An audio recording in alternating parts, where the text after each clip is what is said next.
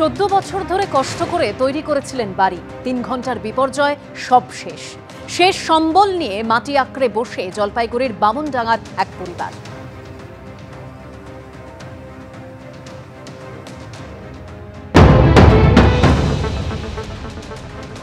কিছুতেই মায়া ছাড়তে পারছেন না। 14 বছর ধরে কষ্ট করে তৈরি করেছিলেন এই বাড়িটা। তারপর 3 ঘন্টার ঝড়ে সব শেষ। আপনার ঘর কোথায় ছিল? আমার ঘর এইটাই, এই যে এইখানে খাট ছিল, বাচ্চারা ঘুমাইতো। এই যে এখানে পাক ঘর ছিল, তারপরে এখানে আমরা ঘুমাইতাম। নিচে ঘর ছিল, সবটা ভাসাই নিয়ে গেছে। এইটাই আপনার থাকার ঘর? হ্যাঁ, এটাই আমার থাকার ঘর। এই যে সামনে যেটায় দাঁড়িয়ে রয়েছে, এইখানে বারান্দা ছিল, তারপরে এখানে সিঁড়ি ছিল, আর পাক ঘরে এখানে, আর গোহালিটা এখানে ছিল। আরও একটা ছোট দোতলা ঘর, এখানে একটা সিঁড়ি।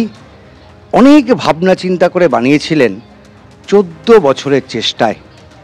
এই মুহূর্তে ঘরটার এটাই হচ্ছে ছবি। কি ভয়ঙ্কর প্রাকৃতিক বিপর্যয় হলে এরকম একটা কংক্রিটের দালান এইভাবে উপড়ে যেতে পারে। এই গ্রামে যারা থাকতো কেউ তো আর নেই। হ্যাঁ, এইদিকে আছে যে কি সবারই অনেক, এখানে আছে 5-6টা ঘরটা একদম এদের ঘর আছে যে কি একটাও নেই, সব ভাসাই গেছে। আমার ছিল যে কি এখানে গরুর গোহালি ছিল, এখানে রান্না করার ঘর ছিল, ওইটা একদমই ভাসাই গেছে, একদমই চলে গেছে। আর এই ঘরটা আছে যে কি একদম থাকার মতন কিছু নেই। এখানে থাকবো কোথায়? এটাই এখন সবচাইতে বড় প্রশ্ন। রাত বাড়ার পরেই এই অঞ্চলগুলোতে কিন্তু থাকার কোনো উপায় নেই। বাড়িটা যেভাবে ভেঙে পড়েছে তা দেখে বোঝা যায় যে এই বাড়িটাকে সারানো কার্যত অসম্ভব। থাকবো কোথায়? এটাই একমাত্র প্রশ্ন। শুধু এই দিদির না, যাদের বাড়ি ভেঙেছে, ঘর ভেঙেছে, তাদের সকলের থাকবো কোথায়? ক্যামেরায় দীপ্তেন্দু সিংহর সঙ্গে উজ্জ্বল মুখোপাধ্যায়, এবিপি আনন্দ, জলপাইগুড়ি। আজ ফের বৃষ্টি বিপর্যস্ত উত্তরবঙ্গে গেলেন মুখ্যমন্ত্রী মমতা বন্দ্যোপাধ্যায়। আলিপুরদুয়ারের হাসিমারার সুভাষিনী চা বাগান ঘুরে দেখলেন মুখ্যমন্ত্রী। কলকাতা থেকে বিশেষ বিমানে আলিপুরদুয়ারের হাসিমারায় পৌঁছন মুখ্যমন্ত্রী মমতা বন্দ্যোপাধ্যায়। এরপর তিনি দার্জিলিংয়ে যাবেন।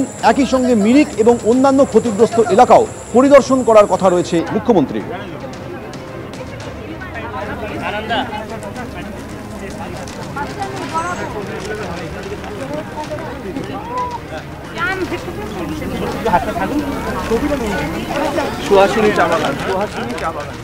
আর আজকে আমরা এখানে এসেছি অ্যাফেক্টেড এরিয়া দেখতে, কথা বলতে। ডিএম টোটাল একটা রিপোর্ট করেছেন, এসপি করেছেন, রাজীব কুমার করেছেন, পুলিশের আইসিরা করেছেন, বিডিওরা করেছেন, লাইন ডিপার্টমেন্ট করেছেন, 6 জন এখানে প্রিন্সিপাল সেক্রেটারি ছিলেন বিভিন্ন ডিপার্টমেন্টের, নর্থ বেঙ্গলের দায়িত্বে তারা করেছেন। তাছাড়াও জনপ্রতিনিধিরাও যারা ছিলেন তারাও করেছেন। এবং এদের একটা আমি অভিনন্দন জানাই যে ঘটনার জল আসবার আগে এরা ইভাকুয়েট করে দিয়েছিল, ফলে এখানে জীবনহানিটা হয়নি। যে জায়গাগুলো ক্ষতিগ্রস্ত হয়েছে তার ফুল সার্ভে করে ডিএম একটা রিপোর্ট তৈরি করেছে, সিএস এর কাছে যাবে, কোন বাড়ি ক্ষতিগ্রস্ত হয়েছে বা কোথায় কি প্রয়োজন।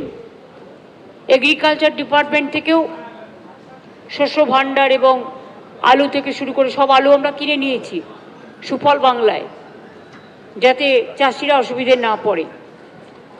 তাছাড়া তো যাদের জমি নষ্ট হয়েছে তারা ক্রপ ইন্স্যুরেন্স পাবে, সুতরাং চিন্তা করার কোনো কারণ নেই।